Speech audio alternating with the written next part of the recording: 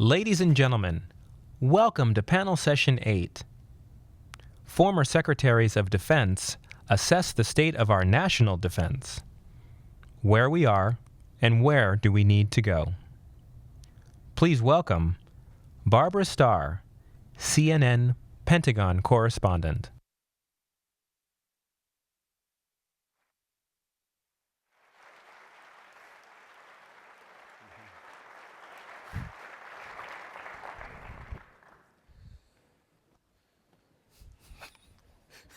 I guess they're not going to introduce us. The Vice President of the United States, and Leon Panetta. We're taking a picture. He wants to take a picture. You all know the other two guys. All right, here we go. We're taking a little group picture, much against my will. All right, and that'll set the stage for this session because I am standing room only, and I guarantee nobody's here to hear what I have to think. So we're going to have a very, very interesting session, I suspect. And unlike most of these that I do, this really is special to me because I do, as a very long time, Pentagon correspondent, I know both of these men, Secretary Cheney, and he's given me permission to call him Secretary Cheney. He promised me he didn't mind, because that's how I know him. The Vice President was the first Defense Secretary I ever covered. Secretary Panetta was the first one I ever had to sit in the edit bay and take out when he moved to Italian in his sound bites for when he was upset about something, because I really couldn't put that on TV. You're never really too sure what he was saying. I don't really think we need to go through introductions. If you don't know who they are, you probably are, as somebody said earlier, you're probably in the wrong place. But I'm going to start with a couple of anecdotes, because with two former House members as well, I'm taking the prerogative of the chair. So we have everybody up there too. Hi. One of the things about defense secretaries, when you cover the Pentagon and all 17 and a half miles of corridors in the Pentagon, you keep an eye out because you never know when they're going to leave their office and go walking around. And both of these gentlemen had a long history of doing it. Secretary Gates, Secretary Hagel also. Secretary Rumsfeld showed up in the cafeteria to eat lunch. Secretary Gates would walk around wherever he felt like it as a former CIA director. And Secretary Hagel would walk around and either stop tourists or stop young enlisted troops. And he'd stop young enlisted troops in the hallway and just start talking to them and ask them what they did. Secretary Cheney would be found walking outside on his own, getting some fresh air because he wanted to. And he was also quite well known for just turning up in hallways where you didn't really expect him. So one day, as a very young cub reporter, I came across him in a corridor, Army corridor. And I believe you were with Don Atwood, the Deputy Defense Secretary, and they were walking around. I'm like, I think they're lost. There's just no way he really means to be in this corridor. So what do? Do you go up to Defense Secretary and say, "Sir, are you lost?" But as a young cub reporter, it gave me a chance to talk to him. So I went up to him and said, "Are you lost?" And then he was so gracious, and he told me the office he was looking for, turned him around, said, "Actually, sir, you want to go that way." But, get out, walk around. Secretary Panetta, same thing, but I want to share a different anecdote. He would bring the late, dearly departed Bravo, his golden retriever, to the building. And so one day they turned up in the press area to come visit the press, Bravo, the secretary, and the security detail. And we're all having a nice conversation, but it became very apparent Bravo was ready to leave and go back. Bravo had had enough. So Bravo turns around and walks out of the press room. This is the dog. The dog knows exactly where the office is. He's not lost. So Bravo turns around and this golden retriever padding down the hallway, tail waving. He knows exactly where he's going, followed by the secretary, keeping up with Bravo, followed by the secretary's security detail. So It kind of goes to that old adage in Washington, get a dog. So I think the Pentagon press corps is going to be very interested to see where General Mattis, if confirmed, turns up in the building. And so that takes us, I think, to probably what everybody's interested in, the thoughts from both of you on the first and perhaps most immediate question. So we now have General James Mattis as the president-elect's nominee to become Secretary of Defense. I don't think there's anyone who questions General Mattis's capabilities. But you're both previous members of the House. Let me start with you, Secretary Cheney. Your views on a waiver for a general, a member of the military, to serve as Secretary of Defense. What are your thoughts on this? And both of you, I want to ask you to address this because it's General Mattis, are we all saying, great, let's go ahead? Or are there issues to reflect upon and think about why this country has that law, that there is civilian control and an active duty military person should be out of the military for a number of years before they lead the armed services? What are your thoughts about this? Well, first of all, I think Jim Mattis is a great appointment. I would wholeheartedly endorse his selection. The question of passing a waiver, of course, it's a serious matter. We believe very deeply in the whole notion of civilian control. And it was set up in such a way that we're not going to move people who are on active duty in the military as a general and move them into that slot. It's always going to be a civilian. Or if it's former military within 7 years, they've got to have a waiver. We've only done that once in our history, of course, and that was with George Marshall. Just a quick story with respect to George Marshall. When I was sworn in as secretary, Jim Forrestal's picture was behind my desk in the office. And as the first Secretary of Defense, I took it down. I didn't want to come to the same end he did. And sorry, shouldn't say that. But There's only a few TV cameras. Right, and I put George Marshall up in his place, just because of my respect and admiration for what he'd done, for the service he'd rendered. He was a special case, obviously. So I don't think we've abused the privilege of a waiver. I think it is appropriate in this case, and I would support it. I had, by the way, kept George Marshall up behind my desk, plus Ike. We had both of them were behind my desk, and great tribute to the leadership that was there at the Defense Department. Look, I think Jim Mattis is, having worked for me as CENTCOM commander, is a great soldier, somebody who really understands defense, is very thoughtful, and I too am very pleased with the appointment of Jim Mattis to that position.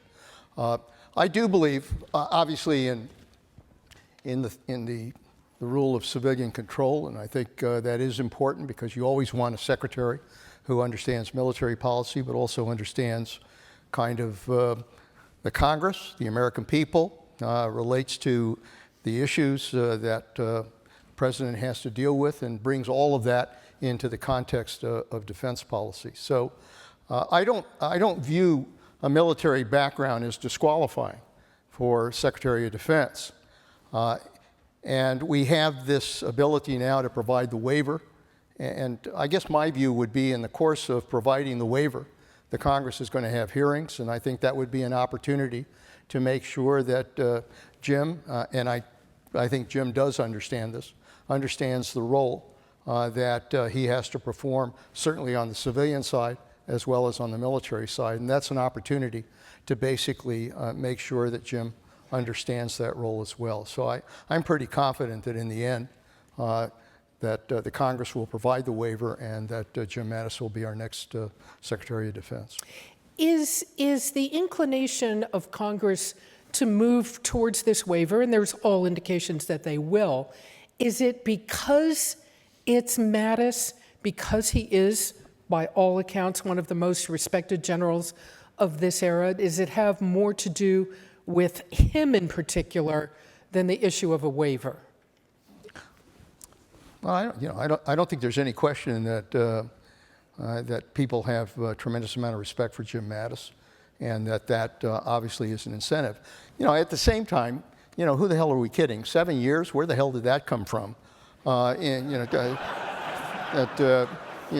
Somebody figured that in 7 years, you suddenly become a civilian. I guess that after 7 years, there's no magic here.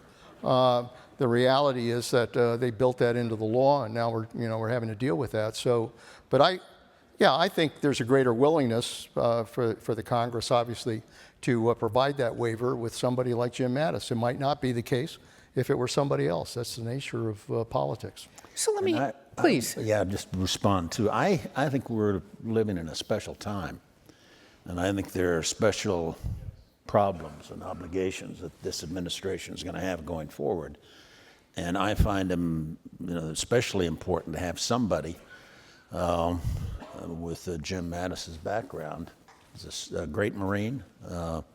He's got the experience to prove it. He's got a perspective, I think, on what needs to be done with respect to the military and the Defense Department that somebody else without his background might not bring to it. And so I really think because of the circumstances we find ourselves in terms of threat, in terms of our capability, in terms of the task that's before the next secretary, it's especially appropriate to have somebody with his experience. He's been there. He's been out on the point of the spear. He's had to command troops in combat. I think that's not bad experience for somebody who's going to serve in that post. So you just said that the new administration will have special problems and obligations they must deal with. Let's have both of you starting with you, sir, drill down on this a bit more. What are the special problems and obligations that you see topping the list for the Trump administration?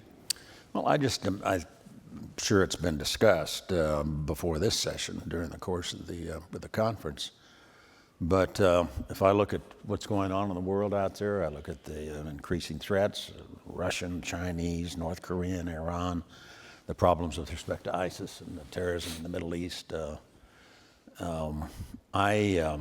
I think the challenges are very great, and I think we have, unfortunately, over the course of the last many years, done serious damage to our capabilities to be able to meet those threats. That what's happened with respect to the budget, the sequester process, the fact that we no longer build defense budgets based on the threat, we build it based on the sequester, which is outrageous, frankly. And it was deemed to be outrageous when it was put in place, on the supposition that it was so bad it would never survive. And lo and behold, everybody's sort of gotten comfortable with it. And I don't mean to be partisan in my comments, but I think the last 8 years, the military has suffered egregiously because of the circumstances we have, and that I love the General Dunford and his comments at noon today, but I think that there are responsibilities for what's happened.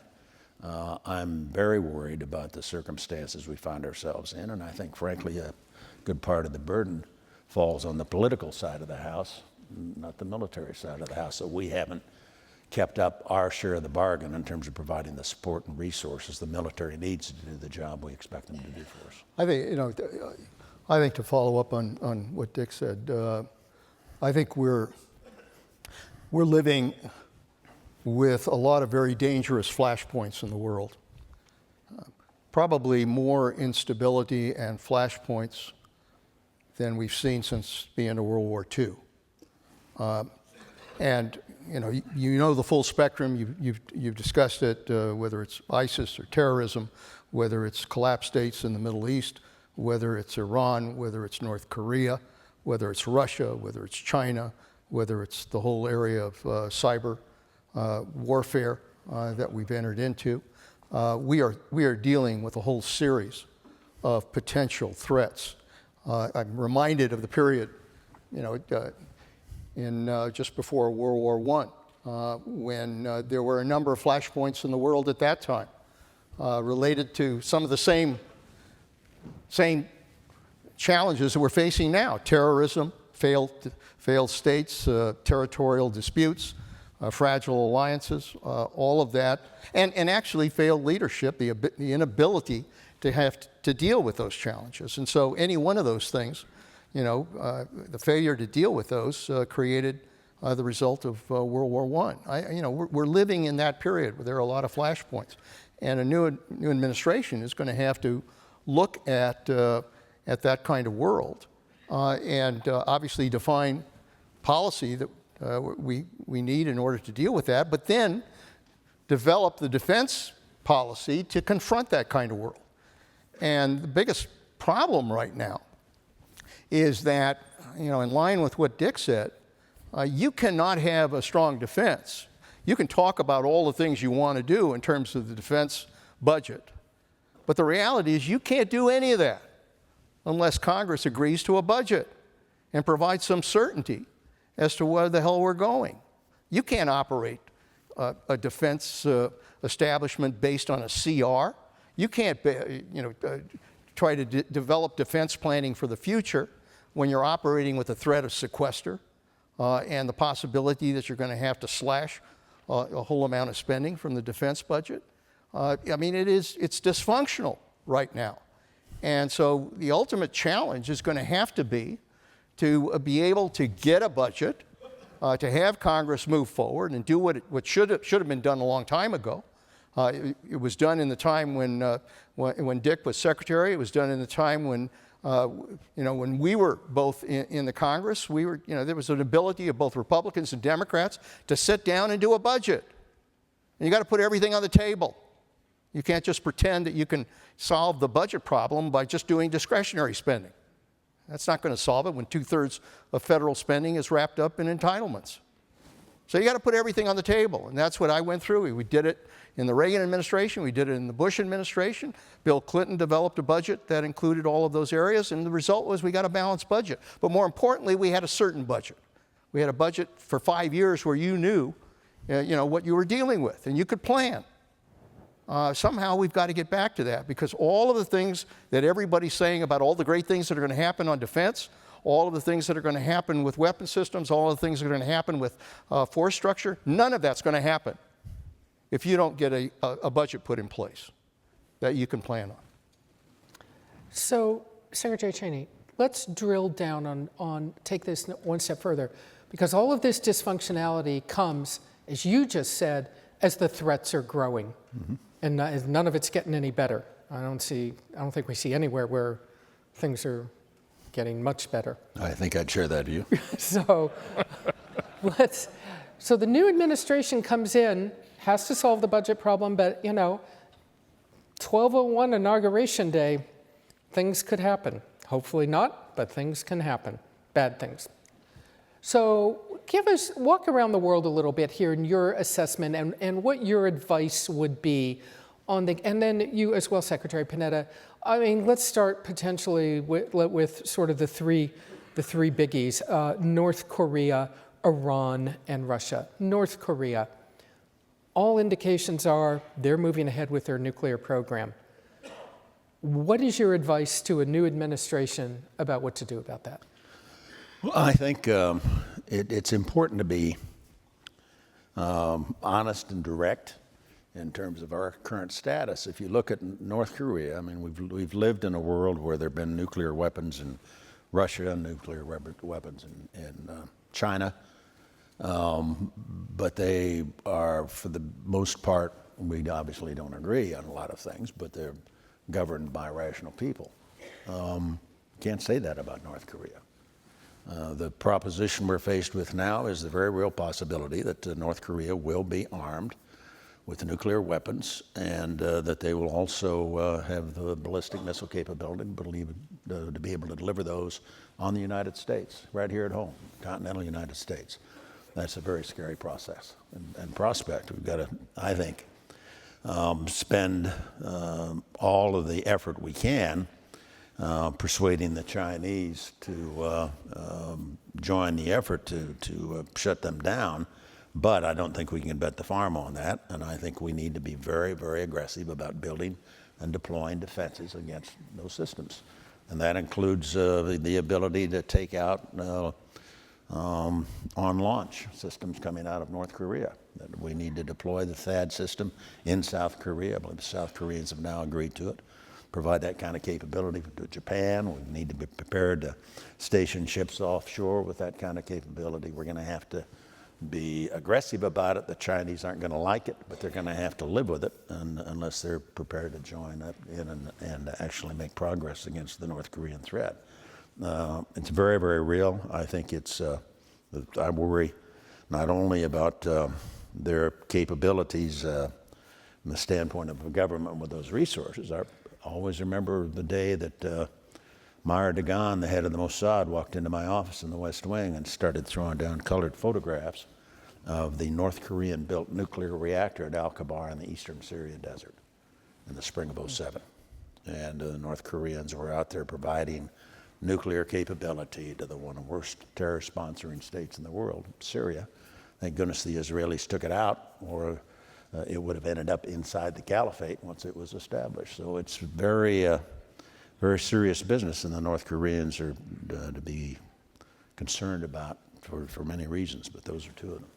Secretary Panetta, North Korea, I mean, you've certainly been aware of the intelligence all the way along.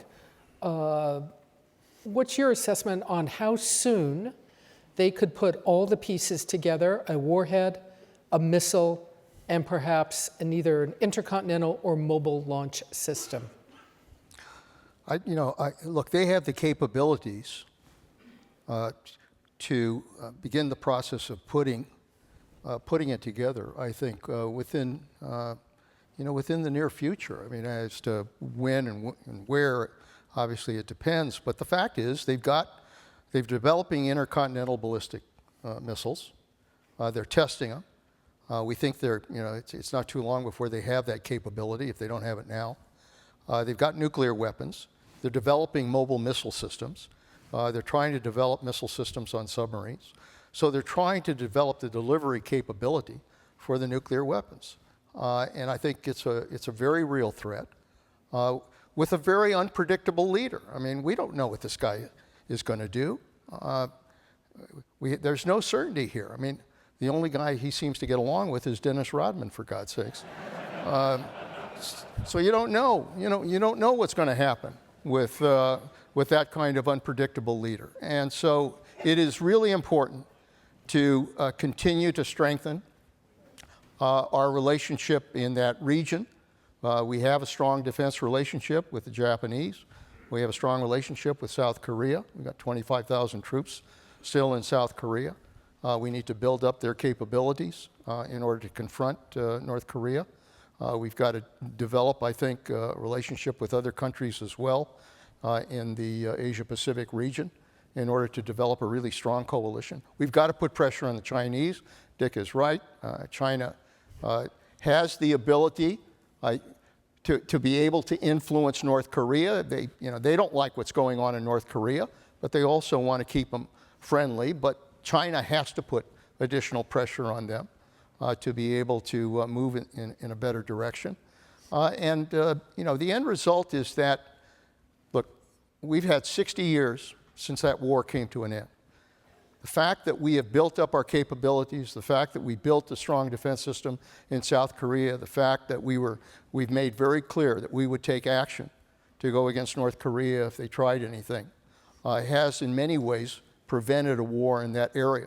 We need to send the same signals that, if they decide to do something drastic, that we are prepared to take action against North Korea. You've got to draw that line so that they understand it's there. For both of you, though, that's very interesting. That has been the U.S. message. The U.S. will respond. There will be no question about that. But that has been a very carefully shaped, very diplomatically transmitted message, very controlled message from any U.S. administration. Candidly, are you concerned that the Trump administration, at least in the opening weeks or months, could, we'll say inadvertently, be perhaps too casual in its language? Is this so serious now that they must be very careful how they continue to communicate U.S. policy in the Pacific on this matter? Well, it's one of the reasons I think having a man like General Mattis on board as Secretary of Defense to focus on those threats. He fully understands these kinds of things. I agreed with him, for example, when he differed with the Obama administration and wanted to use military force against the Iranians in their program. The one thing that has worked in terms of stopping nuclear proliferation has been military force or the threat of it. And that's true going back to 1981 when the Israelis took out the Iraqi reactor at Osirik outside Baghdad. When we took out the program that existed in 91 with respect to Desert Storm. When we took down Saddam Hussein in 03, we shut down any possibility that he'd go forward with the program. But one of the real benefits was Muammar Gaddafi got religion. And 5 days after we captured Saddam, he announced he was going to surrender his nuclear materials to us, and he did. What works is military force or the threat of military force, and we need to be thinking in those terms with respect to North Korea, not some pie-in-the-sky diplomacy, such as, frankly, I think the administration's negotiated settlement with the Iranians. Do you think the threat of military force should be more public, more stepped up? Well, you asked about the Trump administration approach to that. I don't think anybody knows what the hell the approach is going to be at this point. And there are a lot of questions. We don't know, frankly, which Donald Trump is going to enter the Oval Office, whether it's the tweeting Donald Trump or the reality TV Donald Trump, or whether it's the businessman Trump, who seems to be much more willing to engage in the realities that we have to deal with. I'm pleased that he appointed somebody like Jim Mattis, because I think that can be an important key to being able to make some of the right decisions. I hope he appoints somebody who's Secretary of State, who understands the world and who understands the issues that play out in our world. And if he does that, then obviously he'll have some experience there to try to guide him, because these issues are going to break the day he walks in the Oval Office. Every president I've seen in my time who's walked in the Oval Office, I don't care how experienced they are, when they saw the awesome responsibility the President of the United States has walking into the Oval Office, it's overwhelming. It's overwhelming. And I think it's going to be true when he enters the Oval Office. He's facing an awful lot of responsibility. He's going to have some good people who are going to have to provide some guidance, and I think, as a result, exercise some care, because the problem is presidents' words count. This is not something where you can just say whatever the hell you think and expect that you can change your mind the next day and say, well, I didn't mean that. When you're dealing with foreign policy and you're dealing with countries abroad, your words count. And so I guess, my hope and my prayer is that, he'll have a willingness to work with people that understand these issues and be able to provide the kind of defined policy we're going to need in order to protect this country in a very dangerous world. Well, and one of the most important things he can do is exactly the opposite of what his predecessor did with respect to Iran and nuclear weapons. Don't make the mistakes that the situation that he is inheriting from the Obama administration represented with respect to our status in the world, the capabilities of our forces, the belief on the part, I think, of many of our friends and allies that they can no longer trust the United States or count on our guarantees. I think we need to make major progress in reversing Obama policies, and that's not a bad place for President Trump to start. But Secretary Cheney, Mr. Vice President, you are someone who has a long history of being very precise in your words, in your thinking, and your analysis. I'm not aware of any time you've ever said anything very casually. Oh, now Barbara. At least I can't recall. Other than that Air Force general you fired. Well, that's another story that we'll get to later. So, come on, let's hear it. What's your, you hear this casual language. And when I say that, don't go out tweeting that I'm anti this or anti that. The language of tweets is not necessarily as nuanced and contextual as U.S. foreign policy is. I think that is something we can all agree on. So when you see this, seriously, what concerns does it cause you if you were sitting with him and could give him some advice about all of this, about language, about meaning of words? What would your advice be? Well, first of all, I'm not sitting with him. Would you if asked? Would I have asked? Certainly. Okay. If the President of the United States asked for advice, I would have been happy to advise Barack Obama, but he never asked me.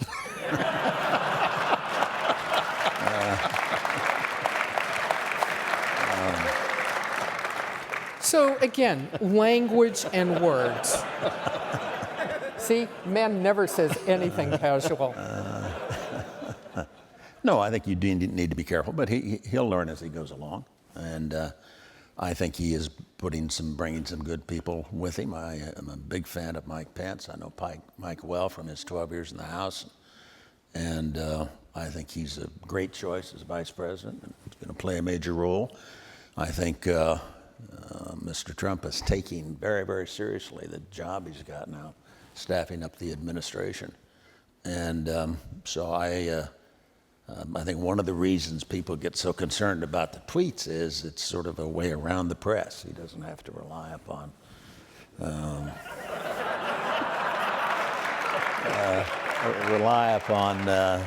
he's got his modern era, modern technology. He's at the point where we don't need you guys anymore.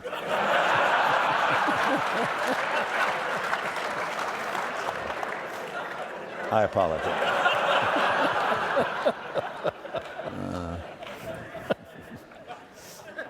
Do you see any risks in that?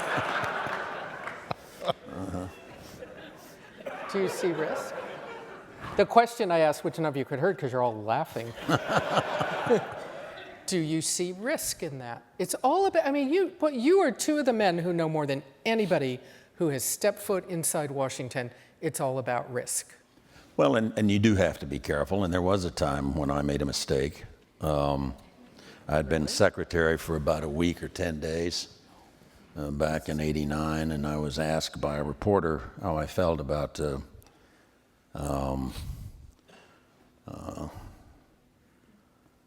Mr. Gorbachev.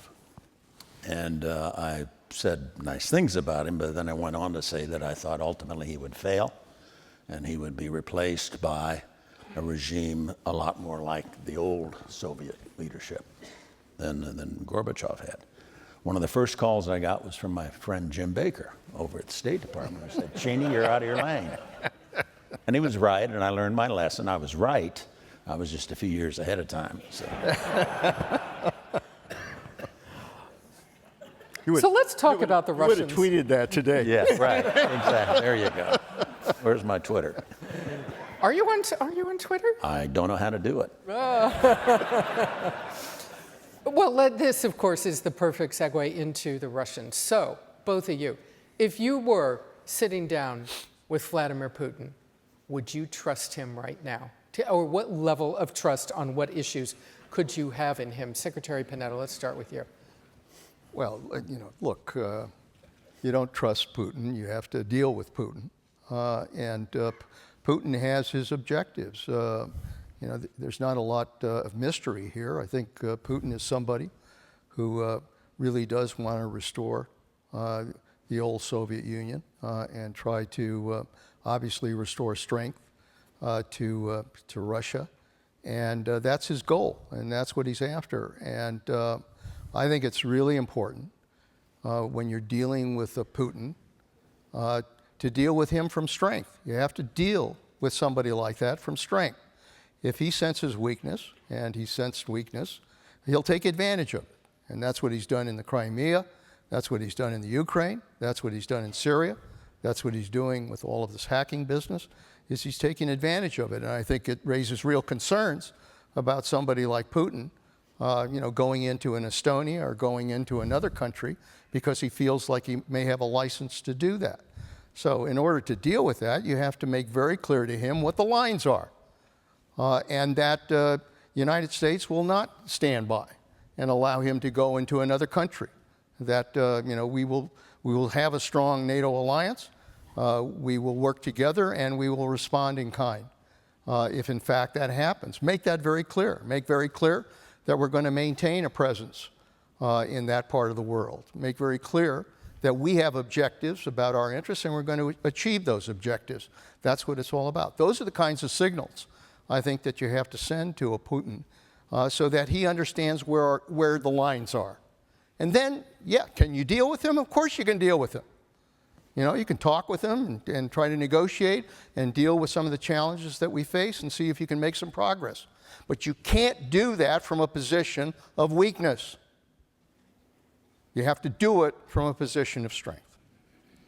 So what would have been the answer in your mind? Crimea, Eastern Ukraine. Do you go to war over Russian moves into Crimea in Eastern Ukraine? How do you demonstrate that strength? Well, I think there's no question but what Mr. Putin is a very dangerous man.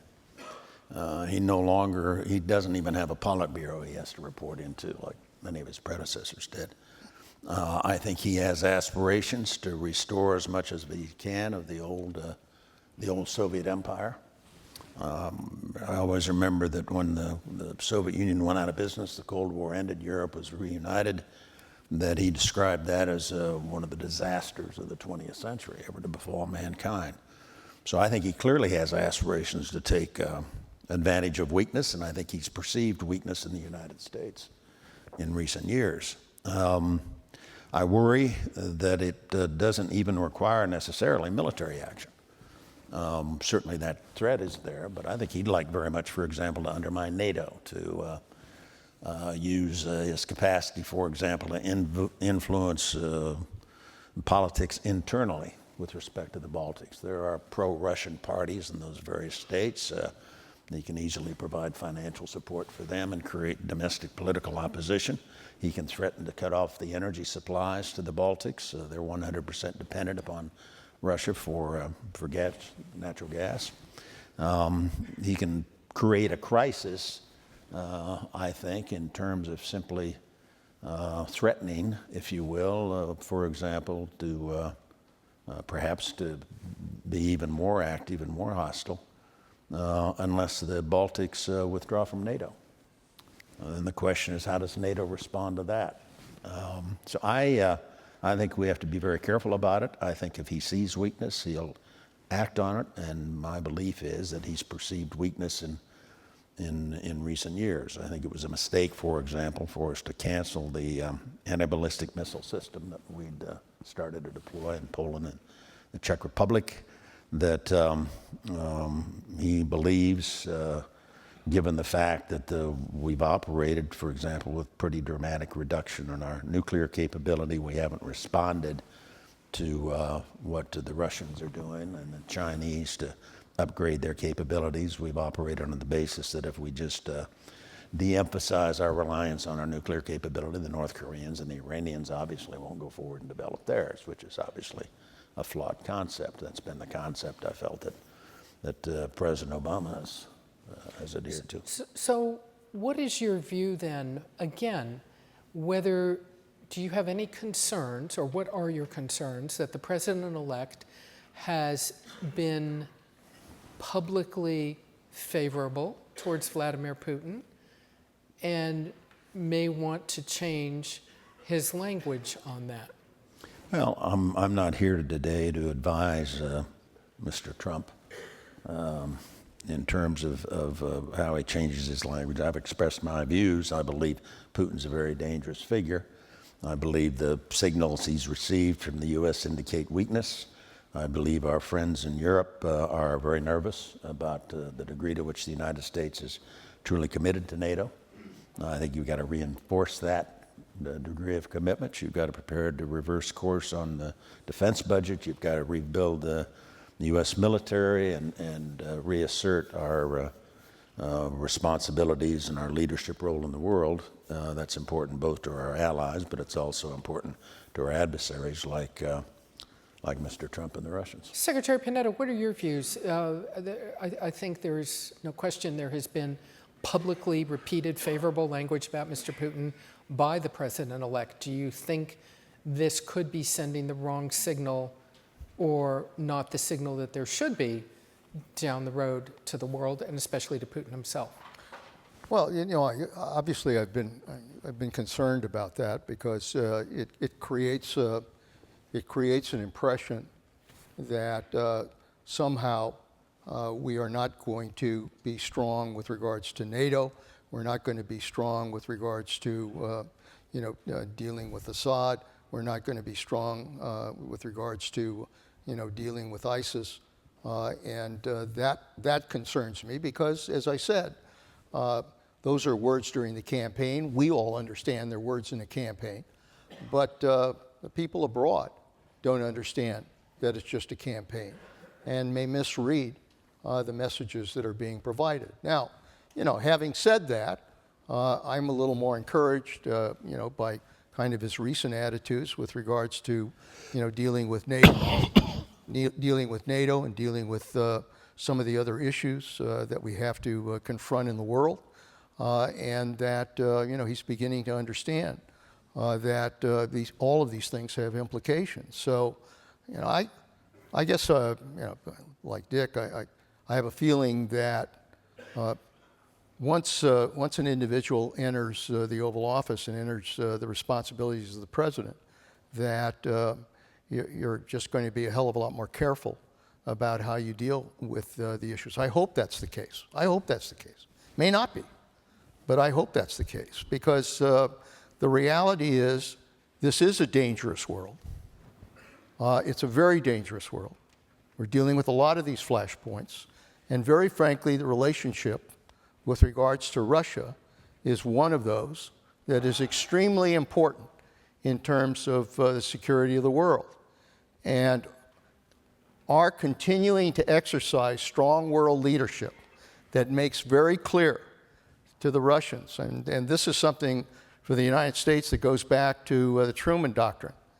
It was Harry Truman who made the decision when Russia was trying to influence other countries and walking into Greece and walking into other countries, that the Truman Doctrine was not going to allow that to happen.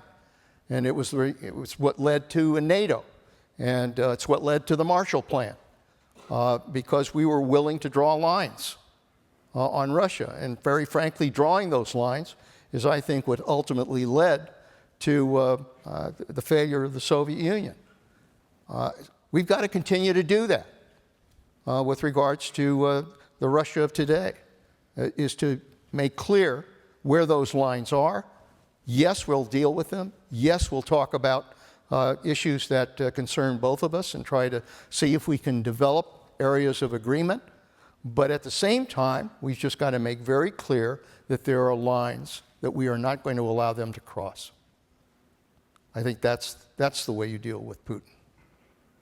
So go back for a minute, Secretary Cheney, to Iran. You had mentioned, that historically General Mattis had been someone discussing the notion of military action against Iran's nuclear program. A lot of people analyze or say that if the new administration leaves the Iran nuclear deal, pulls back and no longer agrees to it, that this puts a military option for Iran's nuclear program back on the table because they'll restart their nuclear effort.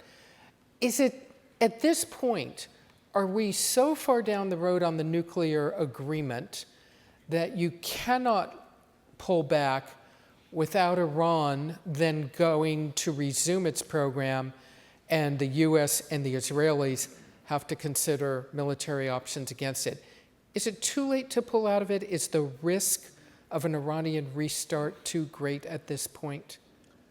Well, Barbara, my point was with respect to General Mattis, that, and I have not discussed it with him, I don't have a personal relationship with him, But the press reports at the time that he left his job Yeah. as CENTCOM commander was that he disagreed with the Obama administration's policy on Iran. I also disagreed with the Obama administration policy on Iran. But Where are what we I now? what I worry about is I think if we look at the long-term consequences of the choice that President Obama made, we've paid already a significant price.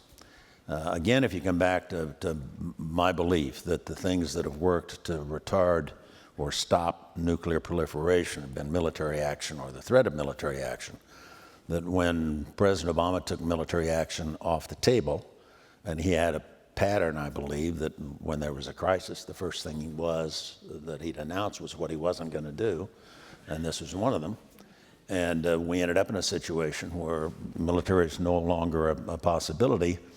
And from that point on, the Iranians have had their way with respect to using the first negotiations or the agreement now to get just about anything they wanted. Billions of dollars, sanctions lifted, UN sanctions, et cetera. Even to the point where when it was time, for example, for the president to act on the red line he drew for Syria, if they used gas and chemical weapons against their people, he threatened then to take action. When the chips were down and the Syrians violated that red line, he backed off. I personally believe, and there's been some speculation, the reason he backed off was because the Iranians threatened the nuclear deal and the nuclear negotiations. So there's a point now where they're able to influence U.S. policy throughout the Middle East, and their lever is, in fact, that nuclear agreement that And that's why I asked. entered into. So Is it too late to do something about it? I don't think it is too late. You're going to have to do reverse course, and I'd want to send a strong signal that I would want to send a strong signal that the military option is very much there, and that it's on the table. And I would not begin by, first of all, saying there's no military option with respect to Iran. We've got the whole question of whether or not they're in compliance. Most people believe they aren't. And I think that you need to be prepared to reverse course with respect to the policies the Obama administration pursued on Iran. The whole change in terms of our relationship with our friends in that part of the world, the Egyptians, the Saudis, the Emirates, the Israelis, turning our back on our historic relations with them in order to suck up to the Iranians and get an agreement there. It was a major blow, I think, to the U.S. policy in that part of the world. So Secretary Panetta, those of us who were there while you were secretary know that you looked at this question very carefully of what it would take to do a military strike against Iran's nuclear program. Let's say it did come to that. Walk us through that scenario again. The problems you face getting there, if the Israelis decide to go ahead unilaterally, would the Israelis even tell us? The challenges of going through that airspace, that air defense corridor off Iran's coast. And what we even know about the target set? Well, let's without getting into classified areas, I think it's fair to say that we had developed a military plan, if necessary, to take military action against Iran, and that it was a well thought out plan and developed, I think, the kind of approaches that would have been very effective if that was necessary. Having said that, look, most important thing with Iran is, like North Korea, we've got to confront an Iran that is trying to support terrorism in that part of the world, supports instability, supports Hezbollah, is involved in Iran, in Syria now, fighting with the Russians, continues to be a destabilizing force in that region. We have to be willing to make very clear that Iran cannot continue to do that. And at the same time, look, everybody has certain objections about the nuclear deal that was put on the table. But there were 5 other nations that joined the United States in putting that deal together. And I think at this stage of the game, while you may not I don't particularly like the idea that it allows within a period of time for Iran to go back to build nuclear weapons. But there is an interim period where they're required not to develop a nuclear weapon. And I don't think we ought to throw that out the window. That's something we ought to continue working with other countries to try to enforce. But at the same time, it doesn't mean that we ought to back away from allowing Iran to continue these other steps that are necessary. I think, frankly, the thing that we haven't done very effectively is to build a strong working coalition of other countries in that region. The moderate Arab countries, Saudi Arabia, UAE, Jordan, Turkey, Israel, we ought to have a working coalition because they all feel the same concerns about Iran. They have the same concerns about ISIS, the same concerns about terrorism. And frankly, that kind of working coalition, I think, would be very effective militarily to deal with the challenges in that part of the world, A. And B, we need to have a coalition that can provide a support system for some of these failed states. The problem is we go in, we defeat ISIS or defeat terrorism, we leave, and instability goes back in. We've got to develop a support system that provides some kind of stability for countries like Libya, for countries like Egypt, for countries like Yemen. Those are areas, frankly, in which we don't have a strong approach as to what we're going to do. Well, once we've been able to establish some degree of peace in that part of the world. So I think what a new president needs to do is to establish a strong working coalition in the Middle East to confront Iran, but to also confront ISIS and the other threats in the Middle East. When you say ISIS, this fascinates me because, yes, it takes me back. It seems to me Desert Storm was the last time there was even anything that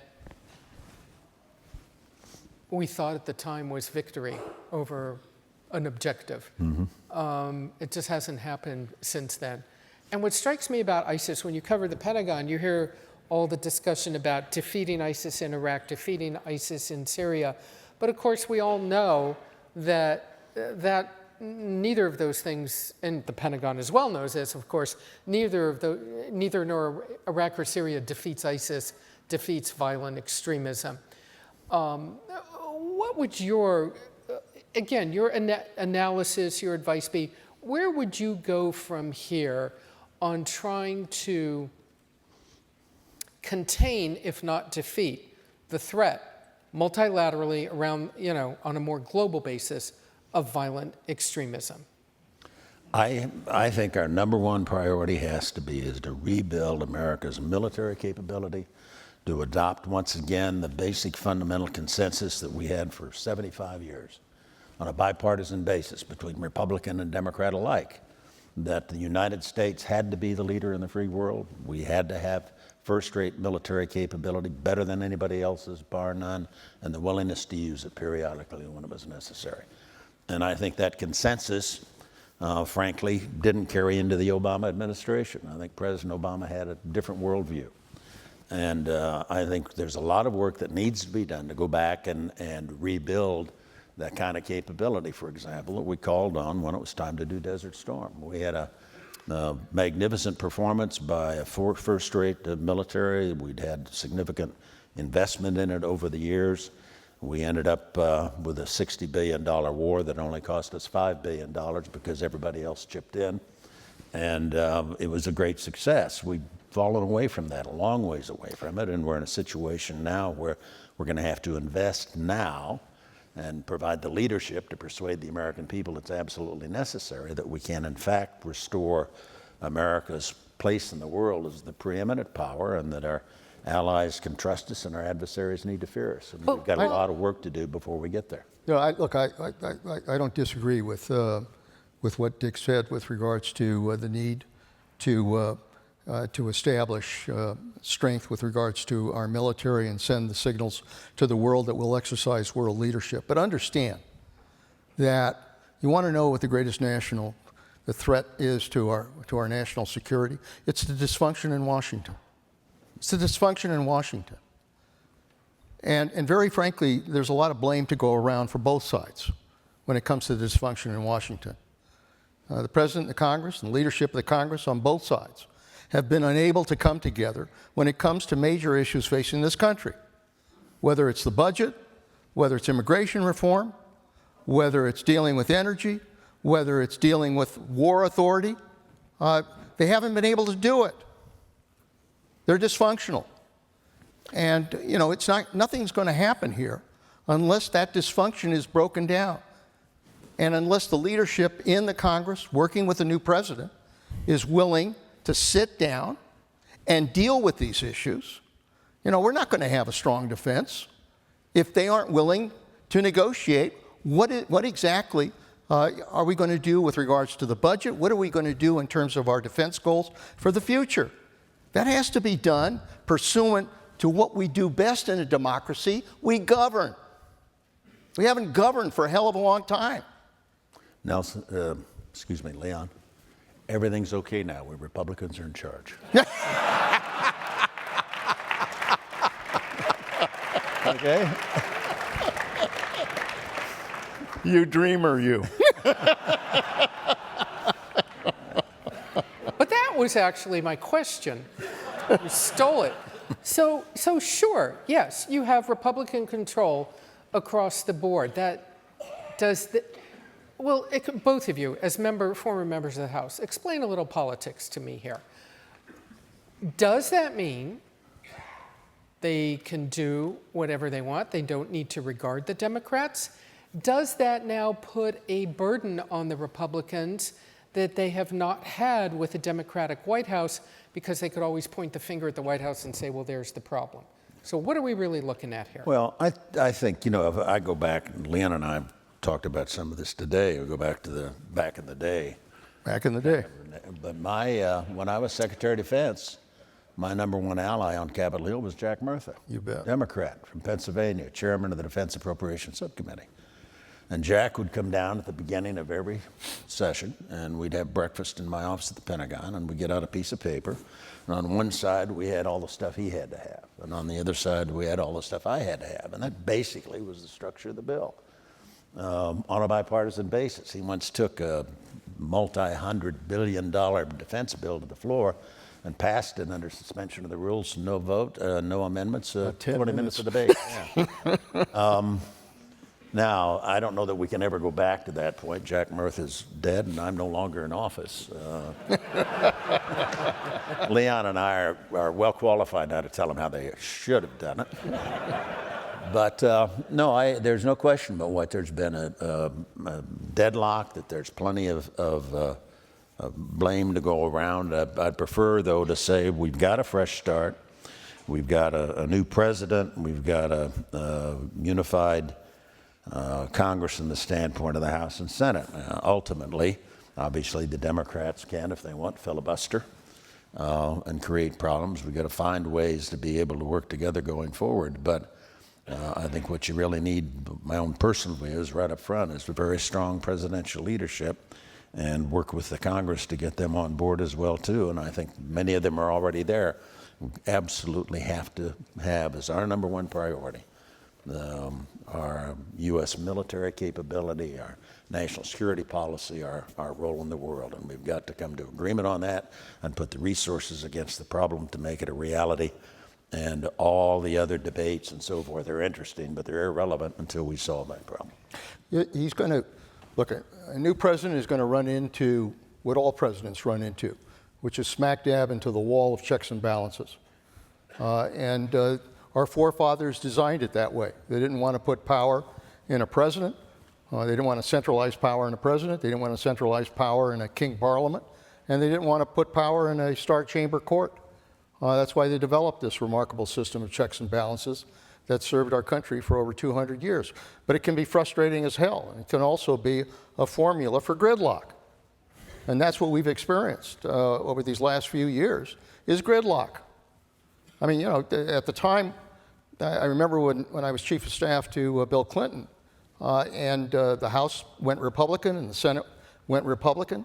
The whole point was, all right, can we work out some basis to negotiate here so we can try to resolve some issues? First thing we ran into was the budget battle.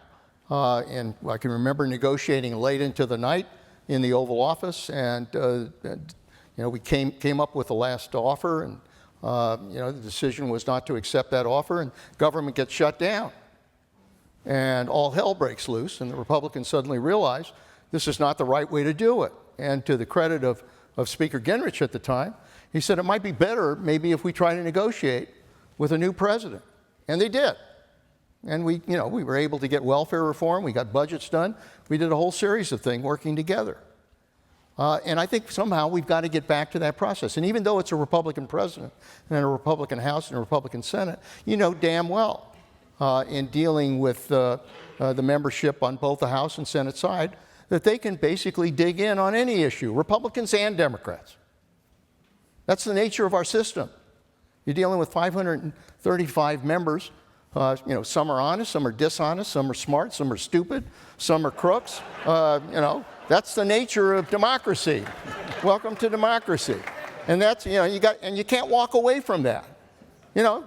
Presidents can be disgusted by it, but they've got to deal with it. That's how we govern in this country. Abraham Lincoln had to basically bribe people to pass the 13th Amendment. I can remember going through that process with Bill Clinton. We had a war room, and we had to basically negotiate with every damn member, try to get them to vote the right way. And they did the same thing. That's the nature of governing. That's what you have to do. And if you think you can suddenly stand up and, in a pompous way say, this is what ought to happen, and then not roll up your sleeves and go to work, it ain't going to happen. It ain't going to happen. Governing is a kick-ass process. It's the nature of it. And it means you've got to roll up your sleeves and engage in that process. So, if a Donald Trump is willing to do that, working not just with the Republican leadership, but with Democratic leadership, and building coalitions around issues, and I think you can. I think you can probably develop a coalition around funding infrastructure, for God's sakes. It's something everybody agrees to. Why not put that together? Why not get it, through the Congress on a bipartisan basis? Why not do some kind of immigration reform on a bipartisan basis? Why not do something on the budget to try to establish an approach not only to reforming entitlements, but reforming taxes? Those are opportunities, but it isn't just going to happen. We've gotten to a stage where, look, in our day, governing was good politics. Understand? Governing was good politics. And if we governed, we went back to our districts, the fact that we could govern and get things done was in our political benefit. I'm not sure that people think that governing is good politics now. That's the problem. Stopping things was good politics on both sides. Somehow we've got to change that mentality and get both Republicans and Democrats and a new president sitting down in the same room and negotiating and compromising and getting things done. That's what the American people want to know. If we all know the American people were angry and frustrated as hell. And you know why? Because of the dysfunction in Washington. Because both Democrats and Republicans were promising all kinds of things that they never delivered on. And if they can't break that gridlock and we go through another 4 years, watch how angry and frustrated the American people will be in 4 years. We have just a few minutes left, and I couldn't let this panel, both of you gentlemen, go by without bringing the people equation, the soldier Marine equation, the human equation into this discussion. One of the things, just as a journalist, I'm so struck by is, and I think many people in this room may know it, but if you don't, you really need to read up on this. President George W. Bush really has made such a commitment in retirement to America's wounded troops and America's wounded veterans.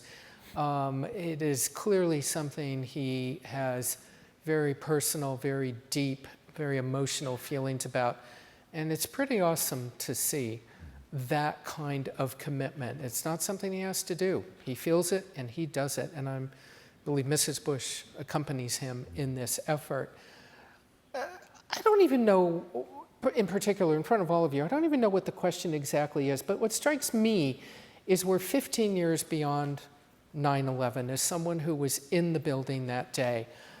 You now have young troops joining who were what, maybe 3 or 4 years old on that day. You have a generation beyond that. Just talk to us for a minute about the human side of this, that we have this generation of wounded Americans. We have new young troops coming in. They don't join I don't think they join because of politics. I don't think they join the military because they're Democrats or Republicans. What is the obligation of presidents and defense secretaries to them, all of them, in the years ahead? Well, I thought Chairman General Dunford did an effective job today of talking about how enormously valuable that resource is. When you've been through the process and you're civilian leadership at the Pentagon or working with the military, I always, as I look back on all the various jobs I had, that was far and away the best because of the people that I got to deal with, because of the caliber of the men and women who were willing to serve. It's just an enormous resource we have as a nation, the fact that we've got literally hundreds of thousands, millions if necessary, who are willing to sign up and go in harm's way on behalf of the rest of us. And we have an obligation, especially those of us who've served in government. I'm no longer an office holder, obviously, but we have an obligation to provide them the resources they need to do the job we ask them to do for us, and not to let the gridlock, if you will, as Leon talks about it, bog us down to the point where we're now sitting around with this thing called a sequester, and every year we go out there and we take a meat-axe approach to the defense budget. It's what, 17% of the defense budget, and it's 50% of the cuts. And all of that, the troops that aren't trained, the equipment that's not kept up to date, the maintainers that are needed to keep the Marine Corps F-18s flying. I mean, go through the whole list. We're failing as a country if we don't provide them with the resources to do what they need to do and want to do on behalf of all of us. It falls on all of us. And I think that especially those of us on the political side of the business are obligated to find a way to get it done, because we're in a situation where, as I say, and I think nearly everybody I've talked to at this conference agrees, the threats are rising, and we're going to have to move heaven and earth to make certain that we always stay ahead of that and that we can, in fact, deliver. And it's to those young men and women who sign up and go in harm's way for all of us that we have an obligation to. It's not, I agree with Dick. The proudest moments I had as Secretary of Defense was having a chance to look into the eyes of our men and women in uniform who were out there. Whether it was Iraq, whether it was Afghanistan, whether it was other tough posts that they had around the world. And you look into their eyes, and having 3 sons, you look into their eyes and you see the fact that here are young men and women who are willing to put their lives on the line for our country. They're willing to fight and die for our country. They don't ask a hell of a lot of questions. They're willing to do what's necessary to protect our country. And I've often asked myself, my God, if these are young men and women who are willing to put their lives on the line in order to protect this country, why the hell can't people who are elected to office use a little bit of that courage in order to govern the country and take the risks necessary to govern the country? Because these men and women are prepared to do that. And they are, when we talk about the strength of our military, and I know we've got great weapon systems, we've got great technology, we've got great capabilities. It isn't worth a damn without the men and women who are the warriors for this country and who are willing to go into battle and do what's necessary. And I think we do owe them the ability to support them, to make sure they have the finest equipment, that they have the finest support that they can have in order to do battle. But more importantly, to also support them and support their families, to make sure that, you know, their families have decent housing, have a good education, that you know, they have the ability to, because they sacrifice a hell of a lot for those that are on active duty, to support their families, and then also to support them when they leave the military and become veterans. I mean, too often once they leave, we kind of forget the sacrifice that's necessary. If we're going to be true to our men and women in uniform, it has to be continual. We've got to support them not only when they're in their military, but also support them when they're facing some of the tough challenges of being a veteran in this country. If we do that, then I think the United States can always be comforted in knowing that we have the strongest military on the face of the earth. Let me, I'm noting that the clock says 000 behind us, and so that's a big sign. But let me wrap up by 5 seconds of saying this. Both of these gentlemen, when serving as Secretary of Defense, embraced a long, very rich tradition of talking to the Pentagon press corps. Stop laughing. Trying to say something nice here. No, seriously, they both embraced and set a real tone of talking to the press corps, explaining national defense policy, taking us on trips into some pretty interesting places overseas with them, letting us see everything that they could about what they were doing, and letting us have the access to report on troops across the world. It was so important. Journalism is not tweeting, and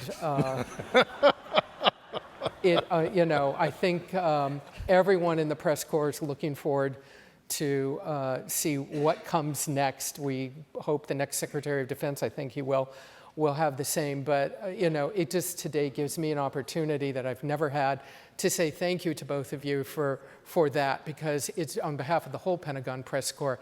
Really, it's so important. It's probably never was your favorite thing to do, to come down to the briefing room, but it is appreciated, and we thank you, really, all of us do. Thank you.